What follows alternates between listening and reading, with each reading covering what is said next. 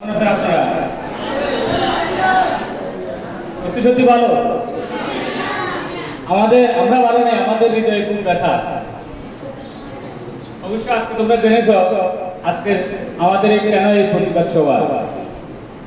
বাংলাদেশের শিক্ষক যেন একটা অবহেলিত একটা অবলা প্রাণীর নাম।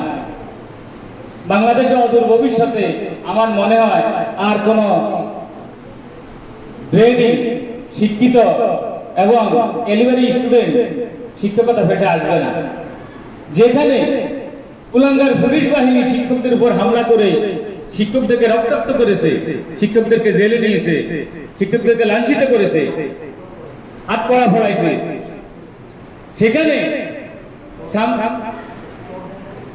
শিক্ষকের উপর অমানবিক হামলা করেছে, শিক্ষকদের গায়ে হাত দিয়েছে, তাদেরকে ছল মেরেছে।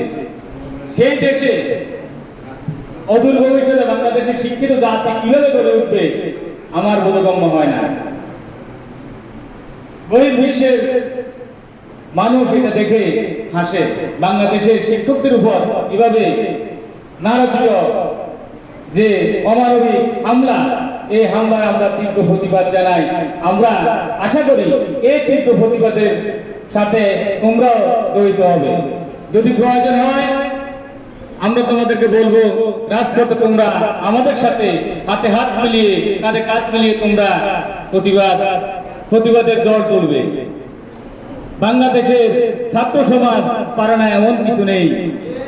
যেটা কিছুদিন আগে তোমরা দেখেছো, স্বৈরাচার পতন আন্দোলনে একমাত্র ছাত্রদের ভূমিকা ছিল বেশি।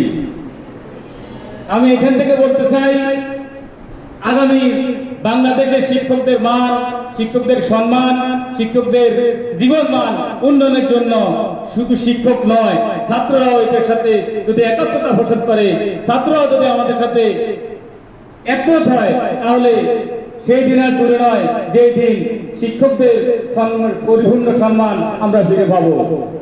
শিক্ষকদের পরিপূর্ণ সম্মান ফিরে পেলে তোমরাও উপকৃত হবে। সরকারি স্কুলের ছাত্রছাত্রীরা যে সুযোগ সুবিধা নিয়ে বাংলাদেশে পড়ালেখা করে সুশিক্ষা অর্জন করে, তোমরা কিন্তু সেই ফ্যাসিলিটি, সেই সুযোগ সুবিধা পাও না। এটা তোমরা ইতিমধ্যে জানছো। শিক্ষক সবসময় বাংলাদেশে হাসি মুখে থাকে, তাদের অন্তরে খুব ব্যথা, কিন্তু তাদের এই ব্যথা কেউ বুঝে না।